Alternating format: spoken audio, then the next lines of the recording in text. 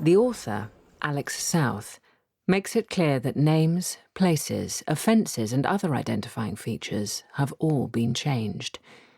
She also notes that it may be uncomfortable to hear about the ways in which people suffer and try to survive inside, and the fact that some don't. But almost all of the prisoners in the UK will be released at some point into our villages and towns and cities, so it makes sense for us all to know what goes on behind these doors and walls.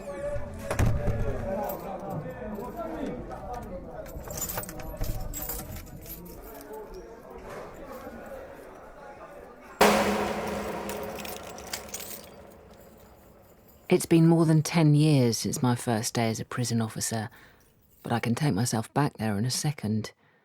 I can hear the crunch of the grit as I walk from my car to the prison gatehouse, and I can smell the rock salt spread over the path outside. I can feel the heaviness of those clumpy black boots. I can remember the queue of prison staff waiting to be searched, the way my keychain gleamed with newness compared to that of the officer in front of me, and I can remember how dry my mouth was. Although I was new to this role, I wasn't entirely new to prison.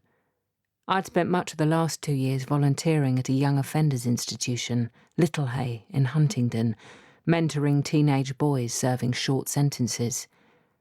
I'd lived half an hour from Whitemoor for my entire life, yet before I applied for the job, I'd never even known it was there.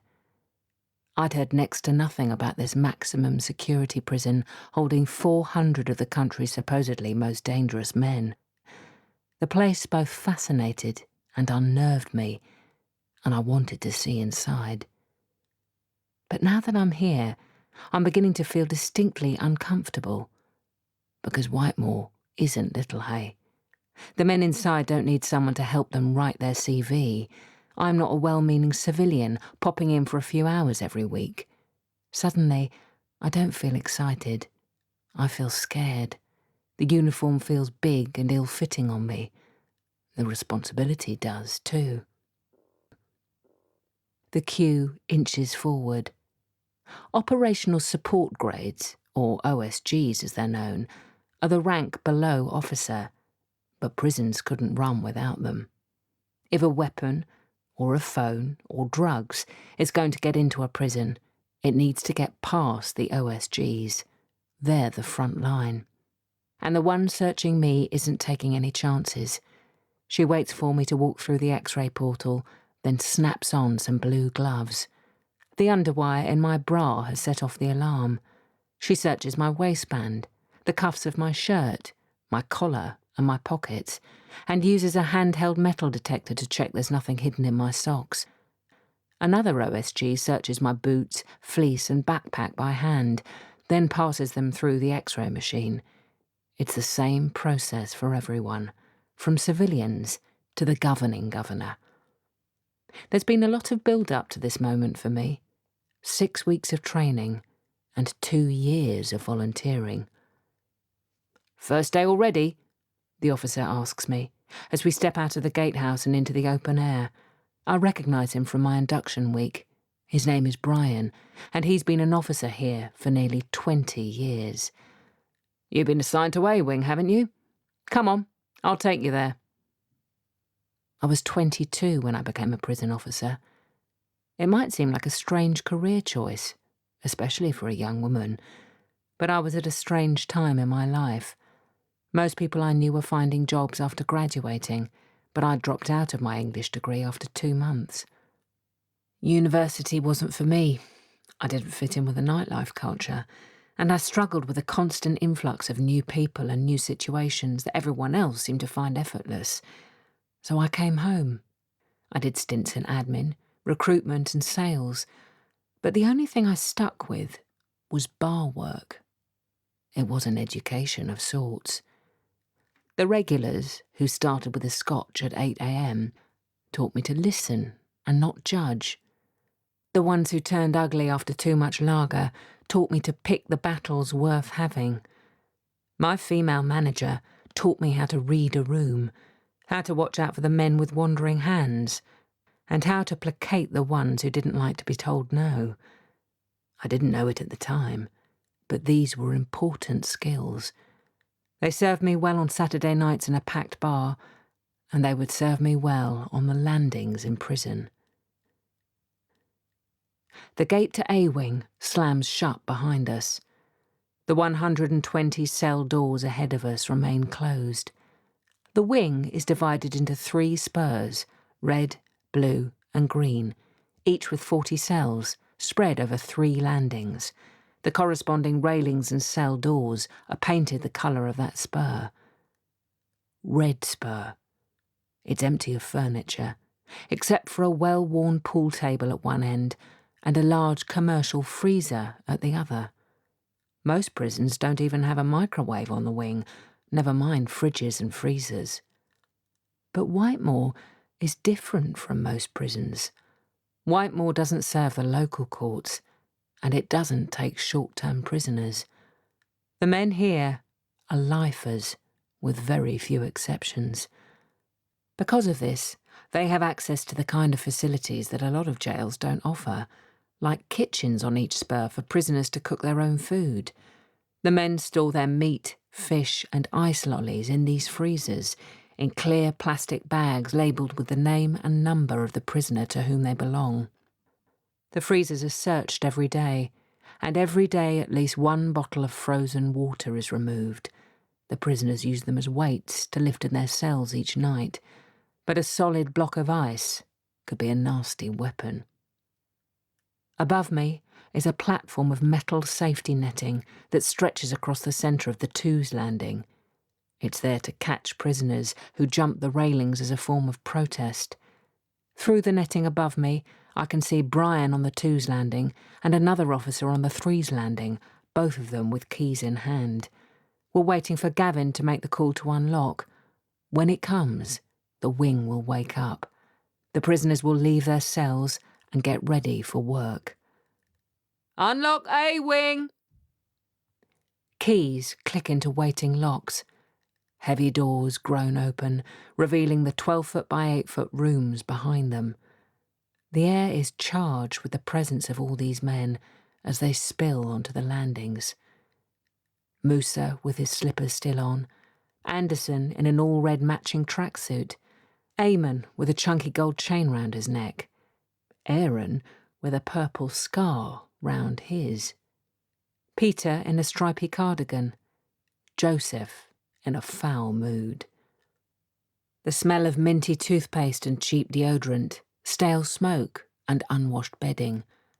Patois, street slang, Cockney rhyme, different languages entirely. Some I recognise and some I don't. Red Spur is a different world, and I'm in the centre of it. Over time, it does get a bit easier. Gavin tells me to concentrate on learning all the prisoners' names and the regime, and not much else for now. A couple of weeks pass without incident, and some of my fear goes. I walk up the stairs at the end of the ones landing, passing Joseph on the way. He's tall and wide, his shoulders so big they seem to coax his head into a permanent stoop. "Did you see it last night, Alex?" he asks. He means the documentary about his case. It was one of the most high-profile trials in history. "Are you coming back on here after Free Flow? Can we talk about it?" he asks. I'm a good listener. I like talking to people and getting to know them, so I say yes. Free flow is the movement of prisoners from their wing to whatever activity they're scheduled to attend, and there's a lot on offer at Whitemore. Carpentry, painting, a recycling workshop, music engineering, IT repairs, education. Even if they'll never use these skills in the outside world, though, there is great value in giving prisoners access to activities that are engaging and interesting. Boredom in prison is poisonous. "Was the documentary what you thought it would be?" I asked Joseph, as we stand side by side on the twos. "Sort of, yeah. I knew they would try and make me out to be an animal. I expected that. It were hard seeing Mum on it, though. His mum had been interviewed. Tears fell into her scarf as she talked about the son she knew and the man in the mugshot. Joseph tells me he's innocent, that he had carried knives before and used them, but not for this, not the thing they got him for. He says the CCTV footage is grainy, the key witness is incredible, the whole trial was a mess. But he's here now. And I knew I probably would be at some point. There are two options if you're living that life. You're going to get life or get killed. This is the better of the two. It's quite possible that none of what Joseph is saying is true, but that's not really the point. The point is, he's talking. Emotions left bottled up can manifest in ugly ways. That's arguably the reason many of these men are here in the first place. He tells me, all I could think on the way back to prison was what I were like in primary school. I was so happy, so into everything. I'd never have thought that I'd end up in prison for life. No one looks at a primary school kid and thinks they'll be doing life for multiple murder. The killings were the latest in a long line of murders between two groups. He doesn't know who killed who first or what it was over. He just knows that he couldn't be the one to stop. A couple of cell doors down from Joseph is Ashley. They have the same accent because they're from the same area, or nearly the same. Joseph tells me that they're actually from rival areas. Ashley has, in fact, previously tried to kill Joseph by shooting at him in a crowded nightclub. Miraculously, no one was hurt. The police came, but of course Ashley was long gone and was never arrested for it. He's now serving a heavy sentence for attempted murder, gang-related again, but the target was someone else in Joseph's group. And yet in here, they cook together, go to the gym together, attend religious services together. In here, they're friends. The people Joseph lost his freedom for, the people he killed out of loyalty to, are the same people who don't write anymore, don't visit, don't send money. Joseph and Ashley agree to be civil in here because there are only 5 dispersal prisons in the country, and Whitemore is the most settled. It's also the closest one to home, which makes it easier for their families to visit. Neither of them wants to spend the next 20 years inside, looking over their shoulder. So, they agree to be civil. But it turns out that they actually get on.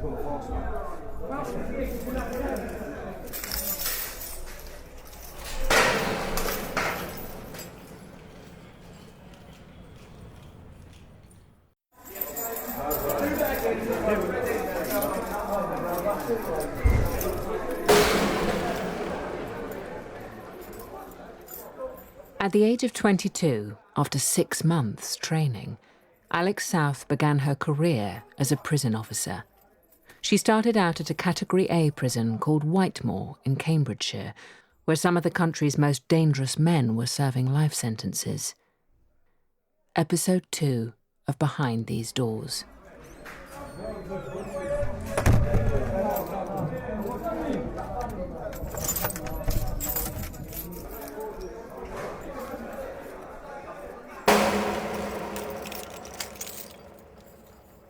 The hierarchy among prisoners can be complicated. It can be related to the length of a prisoner's tariff, their reputation outside, or their family connections. Sometimes offence matters, and sometimes it doesn't. There are a handful of serious sex offenders who are only safe here because of the protection their religion affords them. Religion is a big part of the hierarchy at Whitemore. Whatever the reason for it, Bolt is the one they all listen to here. Bolt and I have spoken before about the Open University degrees we're both studying for, his in sociology and mine in criminology. The conversation stalled somewhat when he told me why he wasn't allowed to study criminology himself. Apparently, it's a problem if you feature in one of the modules. He's serving a life sentence for murder and attempted murder, but he very nearly wasn't convicted for either. The evidence was almost entirely circumstantial. No DNA, no blood-stained clothing, no weapons. Bolt's case took years to get to court, and when it did, half the people giving evidence were in witness protection, so it's perhaps not surprising that the details have found their way into a textbook. I'm sitting in the office, flicking through a newspaper, when I see Bolt's face staring at me from the pages of a tabloid. Fresh accusations from the Serious Crime Unit. It's pretty horrifying. I crunch on a breakfast bar and reread the detective inspector's comments. They think Bolt committed more murders. Good read. I look up to see Bolt's actual face. It's a bad photo, that. I wish they wouldn't use that one, he says. It's not great, I agree. Have you read this? Yeah. He passes me a frying pan to put back in the tool cabinet. Locked cabinets line the back wall of the office, with pots, pans, spatulas and ladles hanging on hooks inside them. Everything has to be signed out and signed back in before the end of association. The men here know how fortunate they are to have their own cooking facilities, and they don't abuse that privilege. In all my time at Whitemoor, none of these tools will ever be lost, hidden, or used as weapons. You shouldn't believe everything you read, Alex. I didn't do the ones I've been convicted of. Never mind those ones too. I get up to put the pan away. Everyone in here says they didn't do it, I say. I was involved in the lifestyle, he says. But I didn't. Sammy, a northerner with piercing green eyes, pops his head round the door. Hey lad, what we having for tea? All right, Alex. Bolt twists his head back to look at Sammy. Chicken curry. See if you can get some garam masala off someone, yeah? Sammy and Bolt are best friends. They're an unlikely-looking partnership. Little and large, loud and quiet, Muslim and Christian, but rarely seen without each other. They're in a food boat together. Bolt cooks and Sammy's the potwash. Sammy is popular with everyone. Bolt even more so he won't have any trouble getting some garam masala. They'll just expect a bowl of curry themselves in return. All right, lad, in a bit. We both watch as Sammy trots down the landing, yelling, Tikka masala! Garam, you muppet, Bolt mutters. It's 45 minutes until bang up. The kitchens get busy now. There are only 2 main hobs, and it's first come, first served. They've already had their dinner from the hot plate, but for the majority of them, their main meal is the food they cook themselves, with ingredients from the canteen. The prison canteen is essentially a mini supermarket, offering snacks, meat, drinks, toiletries and tobacco, which prisoners can purchase with their prison wages. The most popular items are always the same: tobacco, coffee, sweets, cartons of juice, and spices. Bolt turns back to me. Nothing is as simple as it seems, Alex. People get into that life for lots of reasons. What's your reason? He sits down on the table, resting his elbows on his knees, hands dangling in front of him. My niece died. She went out one night and got shot. I don't know what to say. The man in the grainy mugshot sits in front of me, very real and very human. I ask him if he knows who it was that killed his niece. He says he does. I ask if they're in prison now too, thinking the subsequent investigation and court case must be how he knows who's responsible. But there was no court case, he tells me. No one was ever even charged. And yet he knows exactly who did it. And no, they're not in prison. The air between us suddenly feels very thick. I'm not sure exactly what he's saying, but I'm very aware that Bolt does not appear to be the sort of person to know who killed his niece and let that lie. Sammy's head appears round the door again, breaking the atmosphere like thunder. Liam wants to know which frying pan you're going to use. He's doing jerk chicken. Bolt rolls his eyes. I'm coming. Someone screams at Jade to press the alarm bell. Everything seems to unfold in both slow motion and double time after that. I don't remember dropping the clipboard I was holding, but the next time I see it is when I'm trampling over it, fragmented boot prints on paper. Joseph is charging down the Twos landing. His body is covered in blood. He carries a thick shard of glass raised in his right hand. Jade and I run towards him, behind 3 other officers. Roger gets there first. He intercepts Joseph, still screaming and brandishing his knife of broken glass. Roger and the other officers wrestle Joseph to the ground. I don't see the 3 prisoners he was chasing. They've run off the landing. The shouts of the officers and Joseph and everyone else are thinned by the sound of the alarm penetrating every corner of the wing. Jade and I try to help the staff restraining Joseph, but the landing seems to have narrowed in the scrum of bodies that fill it. The alarm is still ringing, the red lights on the walls still flashing, even though the whole thing was over in seconds. Some prisoners lean over the railings to watch, but most have stepped wordlessly back into their cells. The majority had already left the wing for work, and I'll find out later that the timing was strategic. The men who attacked Joseph waited until his friends were gone. I hear him tell the staff he's not going to fight, that it isn't about them.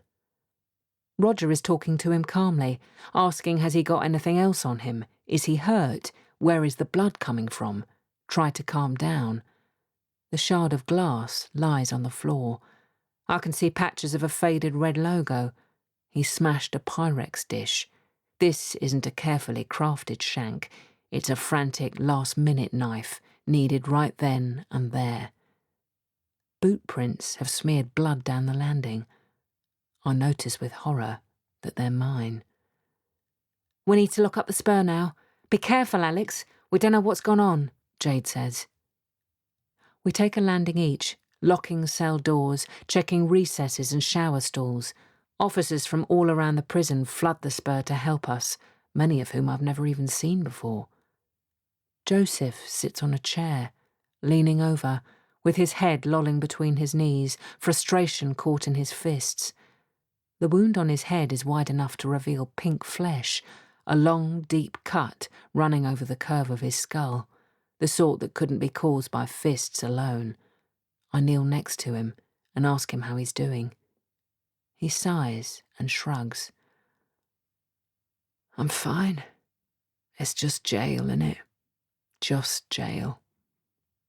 Is it bad, the thing on my head? Is it bad? I peer at the top of his head. It's bad. No, it's not too bad. Let your hair grow a bit and you won't be able to notice. It looks like you took a bit of a beating, though. His swollen eyes meet mine. I did good, though, Alex.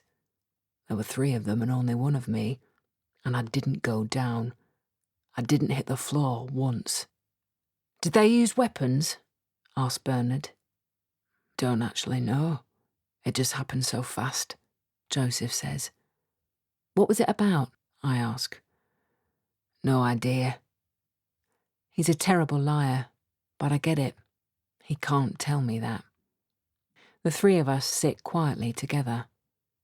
CM Barnes appears above us on the Centre 2's landing.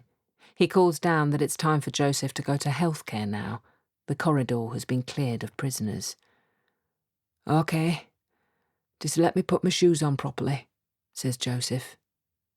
The heels of his feet stick out of battered, blood-stained trainers. They must have come off in the beating. He fumbles with his shoes. It's only then that I notice how much his hands are shaking.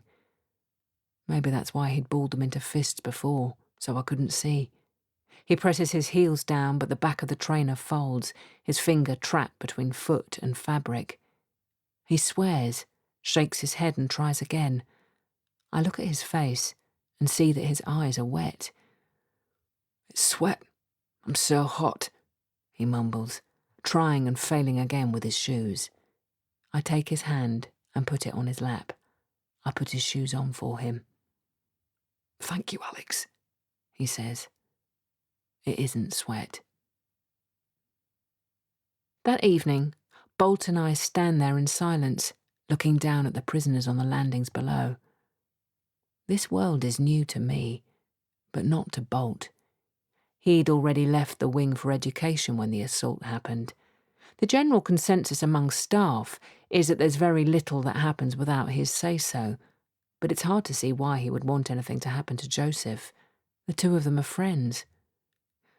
Joseph is staying in the healthcare inpatients unit, and his 3 assailants have been segregated. The blood has been cleaned from the floor. We now know that he was attacked from behind, as he made a cup of tea in his cell. I can see Bernard opposite, discussing recipes with a convicted terrorist. Roger is below me, deep in conversation with a man suspected of eating part of his victim's body, and Brian keeps checking the football score online and updating a prisoner nicknamed Henry VIII because he kept killing his wives. There are some extremely dangerous men in here. It might seem surprising that violent incidents aren't more common, but you have to consider how much time officers spend talking and getting to know these men. It's sometimes referred to as dynamic security, the idea that developing positive relationships with the prisoners helps maintain order and control. Bolt and I both open our mouths to speak, but I get there first. "Did you know that was going to happen earlier?" I say. "No. I wouldn't have let it happen if I'd known," he replies. And I believe him.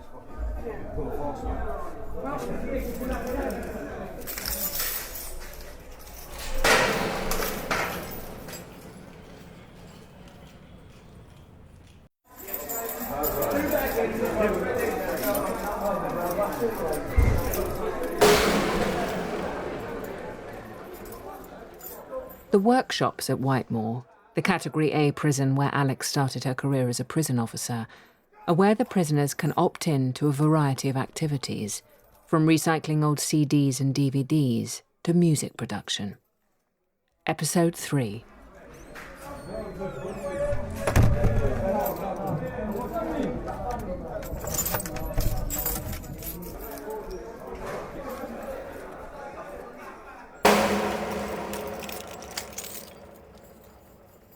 Most of the workshops are located on either side of a long corridor. Far more prisoners attend workshops than education, and the stairs that lead to this corridor are well worn. This spiral staircase is one of the few areas in the prison not covered by CCTV, a fact which hasn't gone unnoticed by the inmates. Part of an officer's job is to be observant, but we're matched in that regard by the prisoners. They don't miss a thing. A couple of prisoners will mention this particular staircase to me, well aware that it's one of the prison's blind spots. It's not uncommon for stairs to be without cameras. There's no specific reason for this other than money, perhaps. It makes sense to have cameras in the more obvious areas, where prisoners spend a lot of their time, such as the wings and the gym. Staircases take a couple of seconds to pass through, so it's not surprising that if somewhere has to be without CCTV, the stairs tend to be that place. But the consequences are that a serious assault takes place in a staircase at every prison I work in. An attempted slashing at Whitemoor, a successful one at Belmarsh, and at Scrubs, a particularly sinister incident when the stairwell lights will suddenly be switched off and an officer will be injected with something unknown from a syringe, later found discarded on the floor. I've heard a staircase at Whitemoor described as a slit throat waiting to happen. Years later, a prisoner will tell me that he only ever walked down it when his 2 friends from other wings had joined him first. We're discussing this when we're both at HMP Belmarsh, reminiscing about a time when jail didn't seem quite so volatile. Or at least that's what I thought. I didn't know it back then, but he was under mounting pressure to convert to Islam at Whitemoor, and his consistent refusal saw him threatened with violence. It was just a staircase to me, but to him It was a place where his palms started to sweat and his heart rate quickened, where it looked cowardly to rush, but it was foolish not to, where he felt a mixture of gratitude and guilt that his friends walked there with him, taking each step in tandem. All of them knowing that their show of solidarity meant they could all become targets, all of them knowing that hours in the gym won't stand up to a knife. All of them reaching that last step and each time feeling like they'd dodged a bullet or a shank. But they're just stairs to me, and I take them two at a time, with no idea that a prisoner I see and talk to every day is currently praying that his request to transfer gets approved so he doesn't ever have to walk these steps again. I've been given Workshop 8. Officer Callard, Anthony, is there too. Anthony taps a small pot of coffee granules against the edge of the wooden podium. All the workshops have these podiums at the back of the room for the officers to sit in, raised just enough to give an elevated view of the room. "Coffee?" Anthony asks me. "Yes, white and none, please. I'll do a quick patrol while you're making them." Officers are required to patrol their workshops multiple times throughout the session. I weave through the IT area and pause next to Sammy. Beside Sammy is Ginge, his friend from B-Wing. They met in the chapel one Sunday and have been friends ever since. "Got myself a space down in the kitchens," Ginge tells me with a grin. He's lucky. The waiting list for a job in the prison kitchens is even longer than the one for Workshop 8. Malcolm is exiting the sound booth as I walk into the recording area. He looks hyped up. "I'll play you it when it's done, Alex," he says. "It's all clean, don't worry." Prisoners aren't allowed to make music about their crime or any kind of violence. Most of them record songs about their lives before prison, and for many of them, violence was such an integral part of that it's hard to omit entirely. During cell searches, I regularly come across journals or lyrics that document their lives on the outside. Officers have to check everything as part of a search. Only legal paperwork is exempt, and even that has to be rifled through in the prisoner's presence to ensure no contraband is concealed within it. In the past, officers have gone through letters and diaries to find confessions to unsolved crimes, or even poorly codified notes revealing detailed plans for terrorist attacks with the potential to obliterate entire shopping centres. But more often than not, the words I read are a window into their lives before prison. They're the same words I hear in Workshop 8, in this tiny recording booth with its one aged microphone.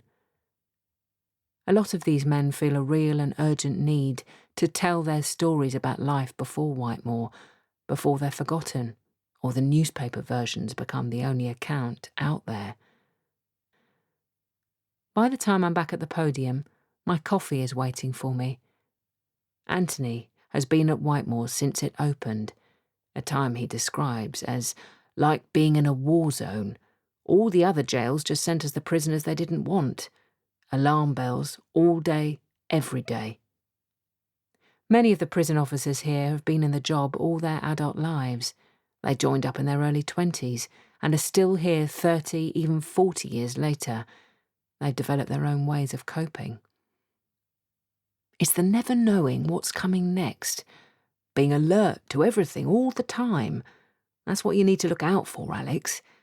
Make sure you have your time to relax and be with people who have nothing to do with prison.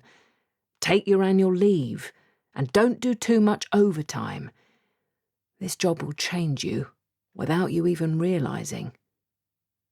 A few of the older officers have said this to me, that the job changes you, that you become desensitised to the horrors you see. Otherwise, how do you cope? But I don't feel changed. If I am different, then it's for the better. I'm more confident, more knowledgeable. I don't hate coming into work anymore.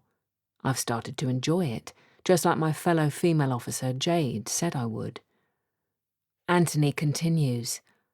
My wife, Bev, noticed differences in me before I did.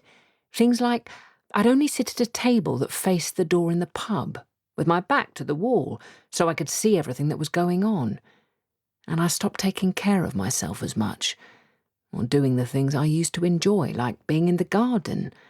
I let everything get overgrown. He pauses for a few moments. Then one day, I turned up for my shift, parked the car, and I just couldn't get out. I couldn't get my legs to work. So I just sat there. For ages. He stares into his coffee. I feel privileged that he's telling me this well-respected and experienced officer. I'm struck, too, by the strangeness of having such a vulnerable conversation in this setting, even if it's only the two of us who can hear. In fact, a version of this is going on all around the workshop. The men are doing the same, telling their stories, talking about the things that have shaped them. I never thought I was scared of this place, but my body was telling me I was. I was frozen. Bev had to come pick me up. How did you get better? I went to the GP. Ended up on meds for a while, which I wasn't sure about, but they got me out of that hole. The prison also paid for me to have some counselling. Now I just try to take better care of myself, not drink too much, that kind of thing. But this job is a lot to take on. It can weigh you down if you're not careful. Senior management at Whitemoor encourage meaningful interactions with the prisoners at every turn, some of whom have never had any real consistency with the people in their lives, or have never had a positive relationship with someone in authority. But while that approach is framed as being solely of benefit to the prisoners, I'm beginning to see that it really works both ways. I see it in the way Ant talks to prisoners in the workshop, the way Bernard talks to everyone, the way Bev gets to know the men who visit her library before recommending a book to them, the time and resources the education staff have put into supporting Bolt through his degree. Though I would never say it in front of my managers, there are plenty of men here whom I would happily see locked up forever, with the key thrown away. Men so narcissistic and cold and devoid of empathy that you won't find much about them in these pages. Just enough to say that, yes, they're here. Because they are the ones you already know about. There is already so much written about them. And maybe that's the problem. I thought there would be so much more of that in prison than there is. I wasn't expecting to develop such a rapport with the men I was trying to help. I wasn't expecting to find them so normal, so likeable. It takes a kind of vulnerability for a prisoner to tell me about his life, and a kind of stoicism from me to listen to it. But we both benefit. The walls of them and us are broken down a bit, and I'm left with more of an understanding of what it is to be him. Whitemoor might be closed off to the outside, but the people inside are teaching me about the world far beyond it, about tower blocks in Deptford, drug dens in White City, gun caches in Manchester, and terror-filled homes in Peterborough. They are teaching me about the corners of society that not so long ago I was happy to ignore. When all the prisoners have gone, Ant and I check the workshop, just as we did before the session began. I never find anything hidden in a workshop, but I know better than to skip a check. We look under tables, chairs and keyboards. We rifle through paperwork, stationery and sheets of music. We peer behind computers and wires and boxes. Then we part ways. It'll be bang up soon. As I walk back to the wing, Ant's words are running through my mind. And it strikes me that, although there is so much in place to support prisoners' mental health, there is very little for the staff.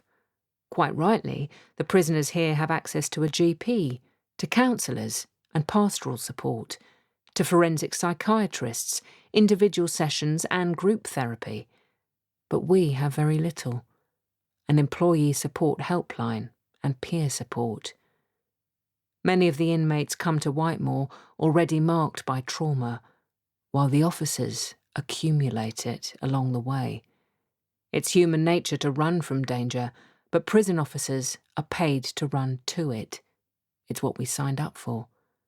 And that's fine, as long as you have a way of coping with the walk back. Once the alarm bells have stopped, the biohazards team have been and gone, the blood is cleared, and the doors all locked.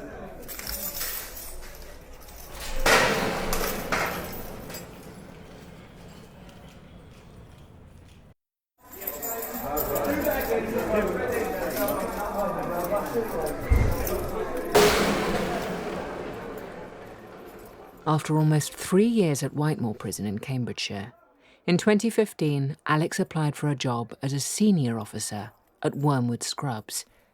She was to swap a prison built in the 1990s and holding just 400 men for one built in 1875 with 1,300 inmates.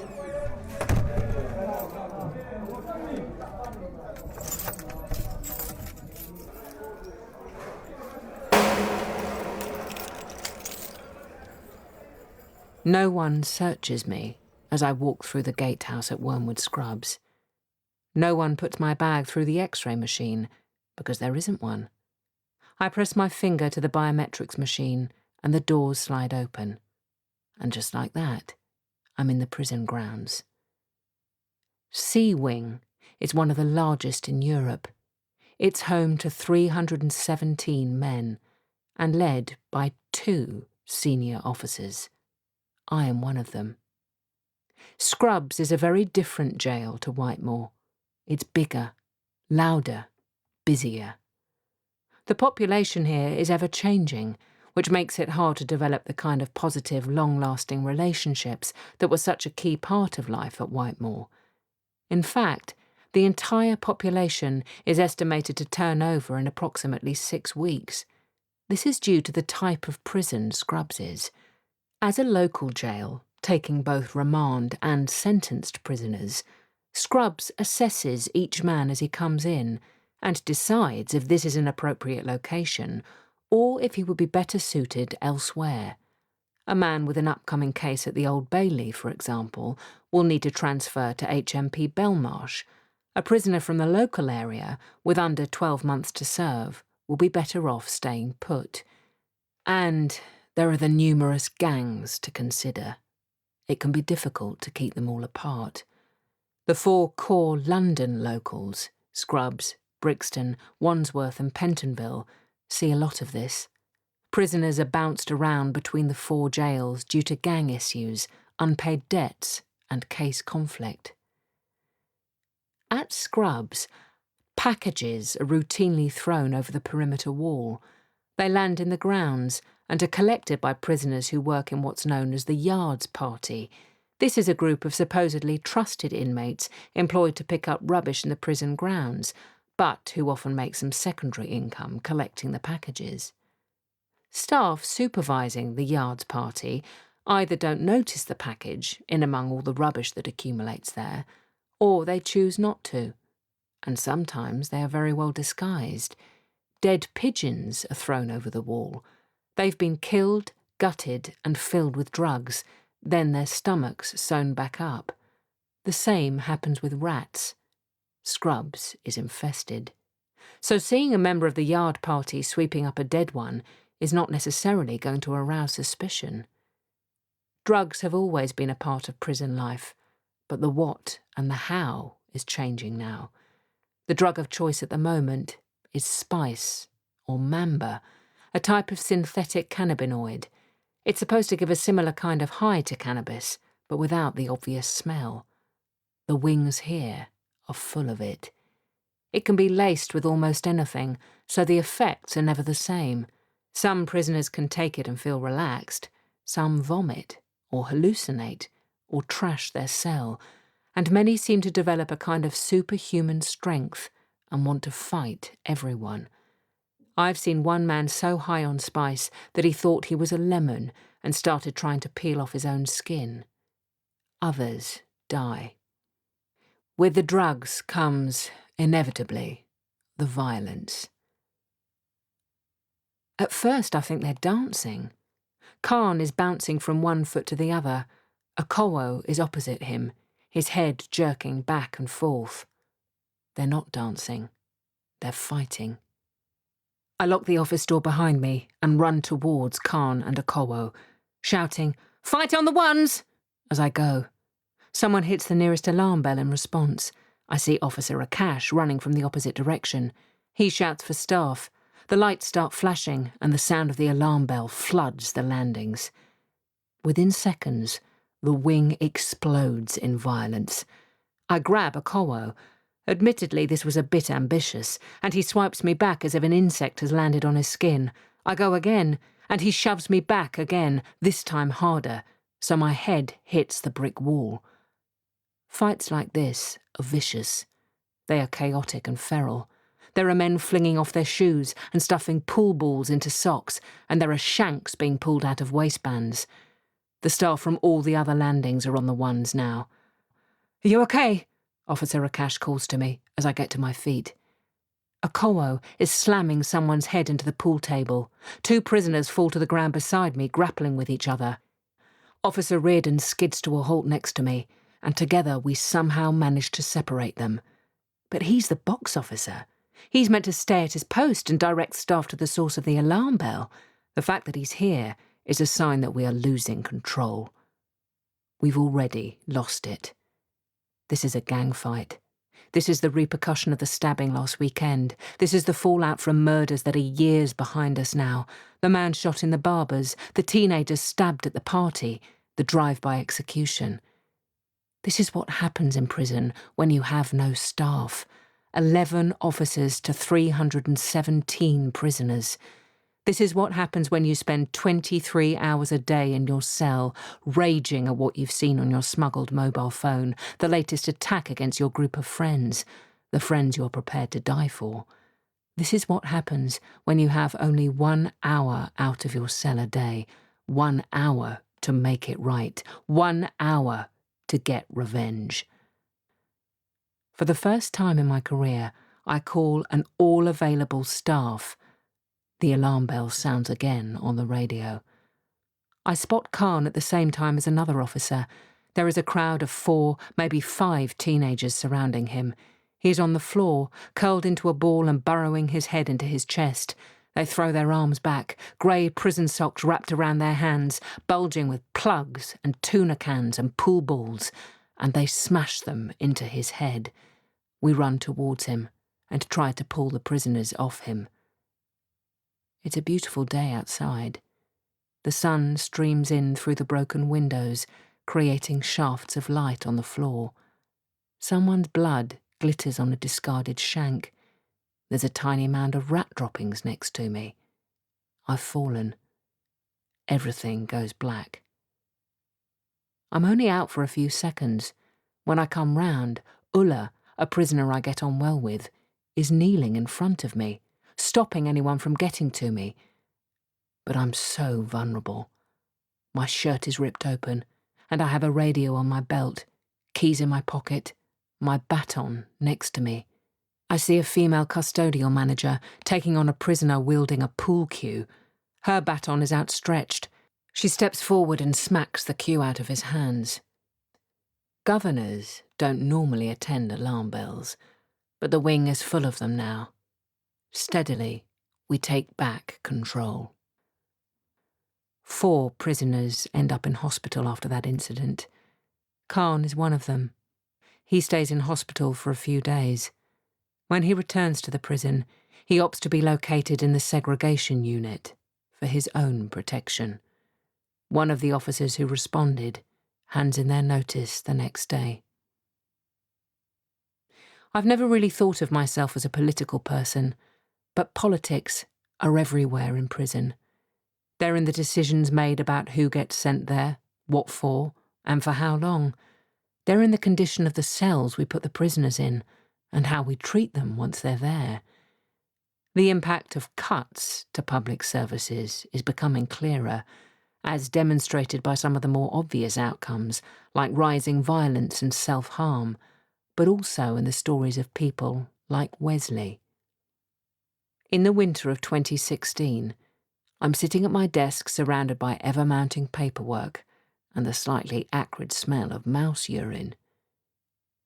In front of me is Wesley. Thick curly hair, wide eyes, and a concerned expression. Wesley is 18 and has severe learning difficulties. He's been remanded for possession of a firearm, an offence that carries a minimum sentence of 5 years in prison. Although he doesn't have a history of hurting himself, it's clear to everyone who has met Wesley just how vulnerable he is. He doesn't really understand why he is here, why he can't go home. Although numerous people have attempted to explain it to him, he just keeps repeating his story. Yes, he had the gun. It was in a carrier bag underneath his bed. Yes, he was the one who put it there. Yes, he suspected that there was a gun in the bag when it was given to him, because it felt heavy, but he never actually looked. He'd heard people in his area talk about guns, and he knew that some of the boys his age knew where to get them. But he'd never looked inside the bag.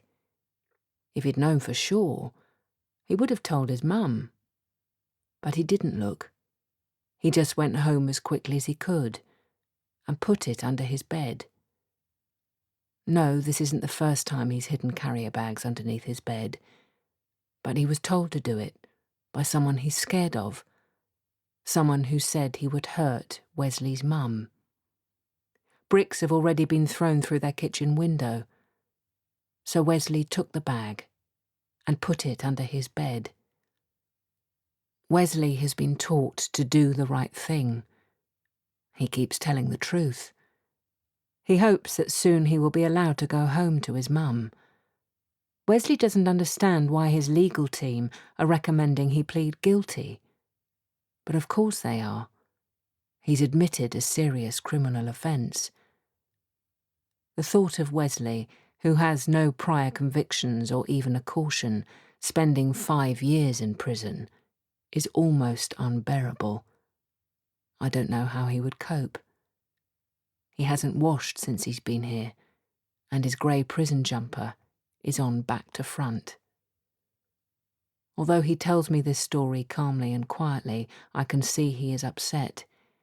He asks when he will be able to go home, and telling him I don't know the answer to that feels torturous. The best I can do is offer him an extra phone call to his mum, here in the office, where he won't be pushed out of the queue or overheard. His mum answers the phone immediately. In a tearful voice, she tells him to be brave. She says it will all get sorted, but in the meantime, he must be brave and do what the officers ask of him. He holds onto the phone tightly. 10 minutes. That's all he gets. Wesley is unlocked in the afternoon to collect his epilepsy medication.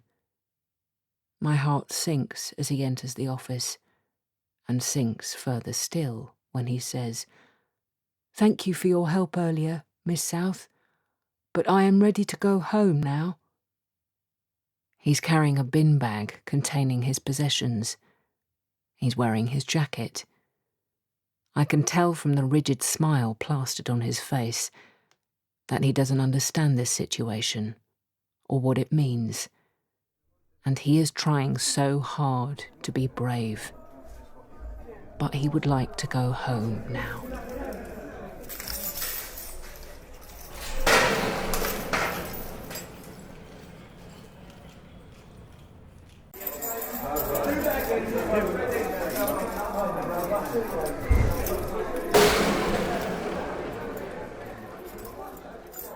After working for 2 years at Wormwood Scrubs, a Category B prison in West London, Alex South became disillusioned with the chaos and the feeling of making no difference, so she turned down a promotion and instead applied to Belmarsh, one of the UK's most famous Category A prisons.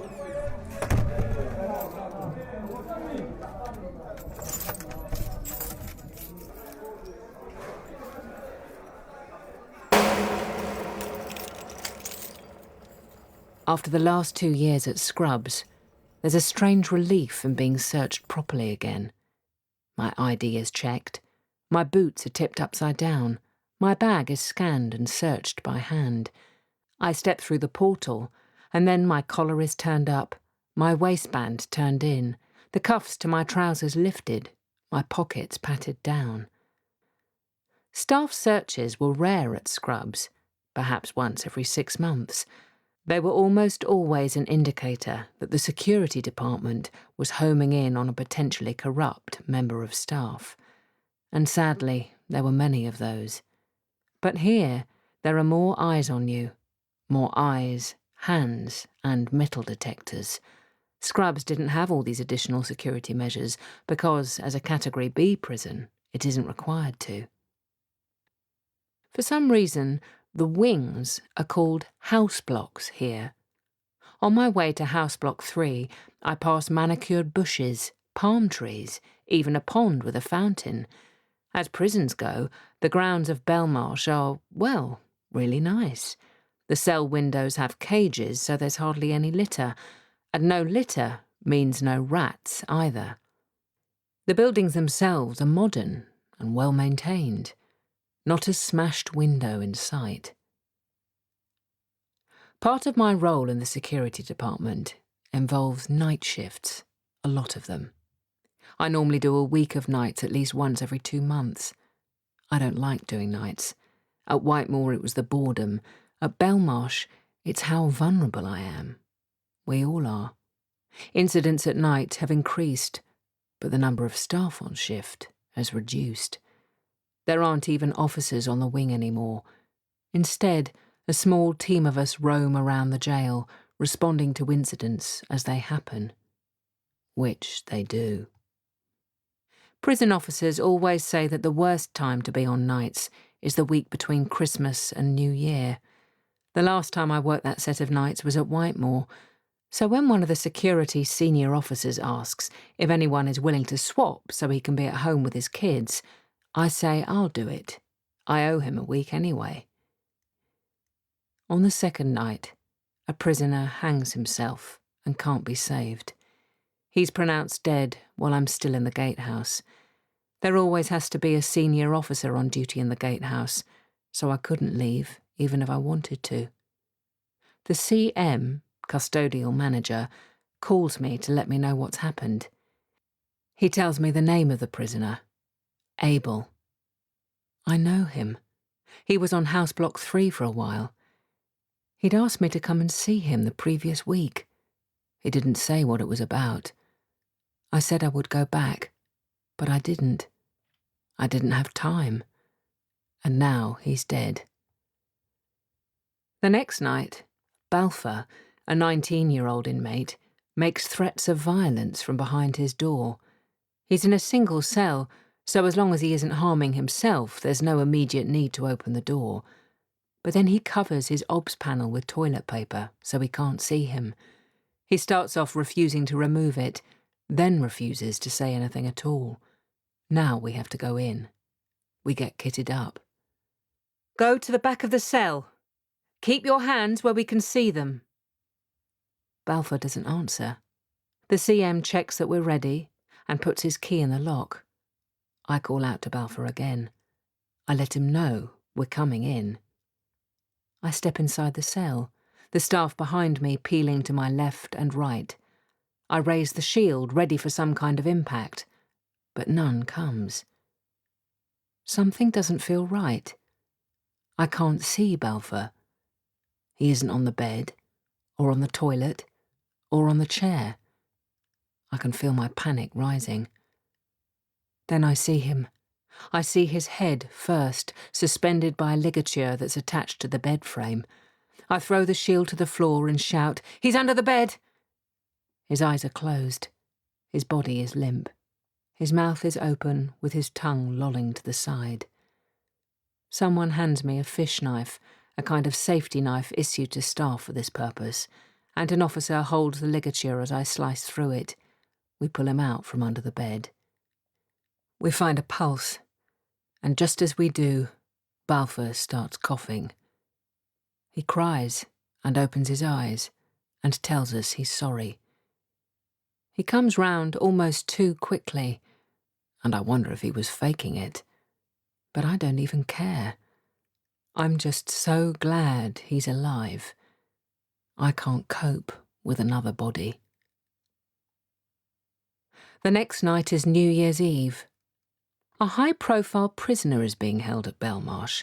His supporters camp just outside the prison, but on New Year's Eve, they start making their way around the perimeter wall. This is a restricted area, and their presence sets off various alarms. The staff in the control room call the police. The perimeter wall is pretty high, they're not about to get in, so the police don't come, and the shift carries on. The demonstrators stop outside the area where they believe the political prisoner is being held. They set off flares that light up the sky, the bangs so loud they sound like gunshots. But they've got it wrong. They're outside the healthcare unit. The prisoner they are supporting is not in healthcare, but an 18-year-old with Asperger's is, and he's terrified. When I get there, 2 officers are already in his cell trying to comfort him. He's trembling and crying. He isn't good with physical contact, but he lets us hold his hand. The flares keep coming, and the noise is too much. He scrunches his eyes shut and screams, then slams his head into the wall. The bang of the flares as they erupt is followed by the bang of his skull against the brick. Bang! Bang!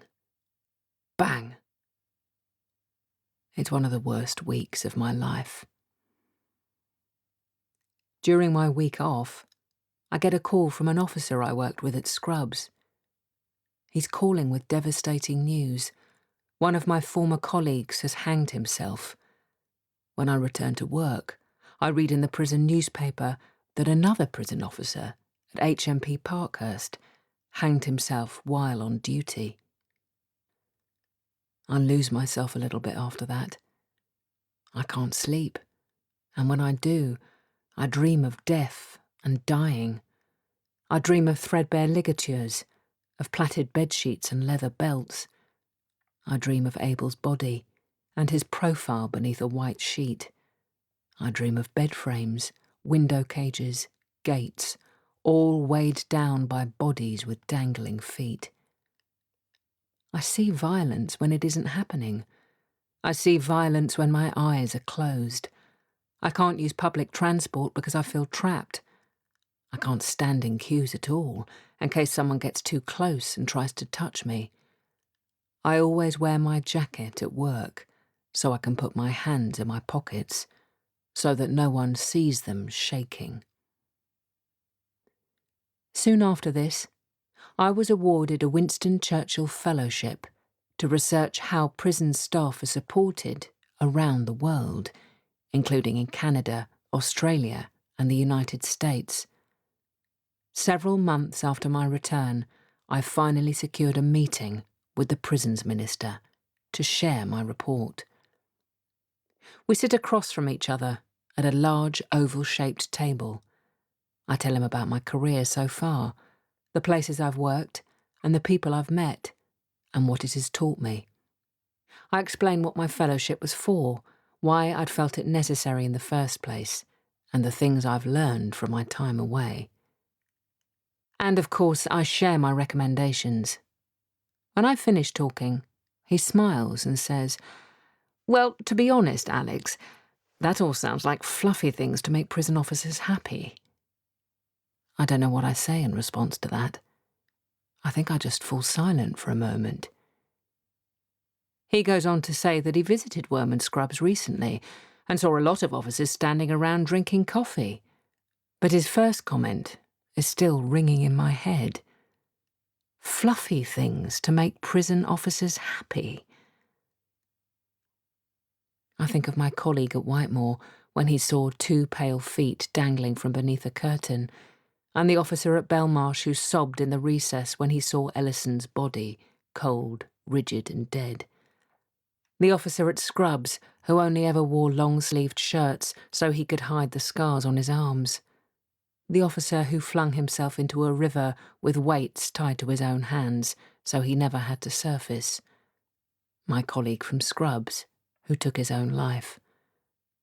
I wonder now if the prison's minister would say any of this to the families of these officers. I wonder if he would say it to the families of all the prisoners who have taken their own lives in prison in the decade I've been doing this job.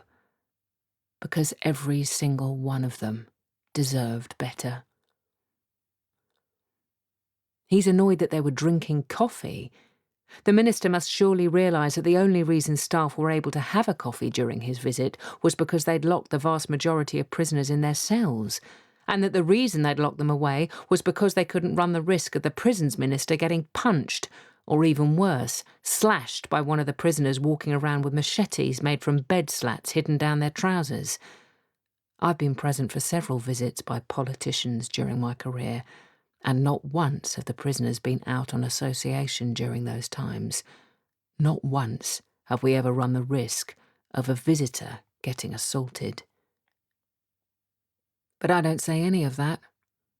I just sit there and listen to this man who has never worked in a prison as he tells me what the issues really are. We're sitting across from each other in his pristine office with stunning views of London. Compare that with Scrubs and the rat-infested wings, or the carpet of cockroaches that scuttle away when you switch on a light, the broken windows that prisoners try to block with scouring pads, the constant shortage of toilet roll, the crumbling walls and holes in the roof. That's all I can think about. I know now that I've had enough. For a long time after that meeting with the prisons minister, I was frustrated with myself for not saying anything back when I should have. In some ways, I think this book is my response. I don't want to lose these stories. They're too important. They provide a window into people's lives. That alone is invaluable. And they capture just a snapshot of 10 years of our prison service, of life and work inside 3 vastly different jails, all affected by cuts and poor decisions, by outside politics and inside challenges. But all of them also characterised by the strength, bravery and hope of the people who live and work there.